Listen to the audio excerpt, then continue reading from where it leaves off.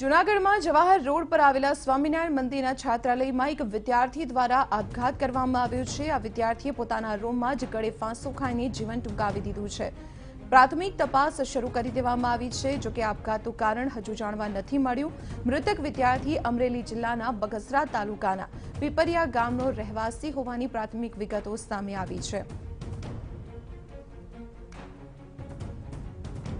તો આપણે જણાવી દઈએ કે જૂનાગઢના જવાહર રોડ પર આવેલું છે સ્વામિનારાયણ મંદિર છાત્રાલય અને આ છાત્રાલયમાં રહેતા એક વિદ્યાર્થી દ્વારા આપઘાત કરી લેવામાં આવ્યો છે। વિદ્યાર્થીએ પોતાના રૂમમાં જ ગળે ફાંસો ખાઈને જીવન ટૂંકાવી દીધું છે। વિદ્યાર્થીએ કયા કારણોસર આ પગલું ઉઠાવ્યું તેને લઈને કોઈ સ્પષ્ટ જાણકારી સામે નથી આવી, પરંતુ પોલીસની જે પ્રાથમિક વિગતો સામે આવી છે તપાસ દરમિયાન તેમાં મૃતક અમરેલી જિલ્લાના બગસરા તાલુકાના પીપરિયા ગામનો રહેવાસી છે।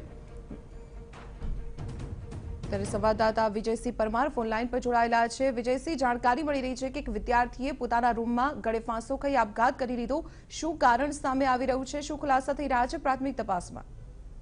ચોક્કસથી દીપાલી જણાવી દો તો જે રીતે જવાહર રોડ ઉપર સ્વામિનારાયણ મંદિર, જે મુખ્ય સ્વામિનારાયણ મંદિરમાં જે જેપી સ્વામીની સાથે જ જે આ વિદ્યાર્થી રહેતો હતો અને જે વિદ્યાર્થી જ્યારે રાત્રિના જે પોતાના જ રૂમમાં ગળે ફાંસો ખાઈને જે આપઘાત કર્યો છે, ખાસ કરીને જે રીતે જણાવી દઉં તો મળતી માહિતી મુજબ જે વિદ્યાર્થી છે એ 2 થી 3 વાર ધોરણ 10માં નાપાસ થયો હતો, તેને લઈને આપઘાત કરવામાં આવ્યો છે તેવું પણ પ્રાથમિક માહિતી મળી રહી છે।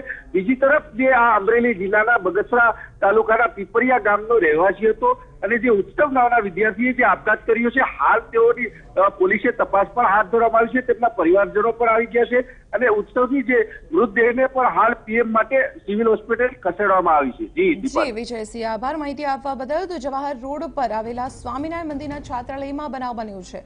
વિદ્યાર્થીએ આપઘાત કરી લીધો છે। આપઘાતનું કોઈ ચોક્કસ કારણ હજુ સામે નથી આવ્યું।